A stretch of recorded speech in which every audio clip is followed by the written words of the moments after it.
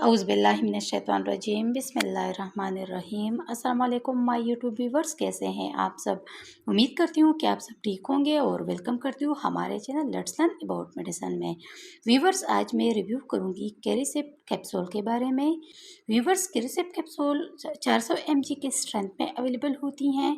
अगर हम इसकी कंपोजिशन की बात करें तो इसमें सेपेक्साइम ट्राईहाइड्रेट पाया जाता है और ये बैक्टीरियल इन्फेक्शन को ट्रीट करती हैं। बॉडी में डिफरेंट बैक्टीरियल इन्फेक्शन को ट्रीट करने के लिए इसको इस्तेमाल किया जाता है। अब हम इसके बेनिफिट्स के बारे में बात करते हैं तो व्यूअर्स, जैसा कि मैंने आपको बताया कि ये एक एंटीबायोटिक मेडिकेशन है जिसका नाम है सेपेक्साइम और ये जो है ना मुख्तलिफ बॉडी में होने वाली बैक्टीरियल इन्फेक्शन को ट्रीट करती हैं। जैसा कि कान के इन्फेक्शन में इसको यूज़ किया जाता है, इसके अलावा नाक के इन्फेक्शन में भी इसको जो है ना यूज़ किया जाता है और गले के इन्फेक्शन में भी जो है ना कैरिसेप कैप्सूल को यूज़ किया जाता है। चेस्ट के इन्फेक्शन में भी यूज़ किया जाता है और इसको जो है ना निमोनिया में भी यूज़ किया जाता है।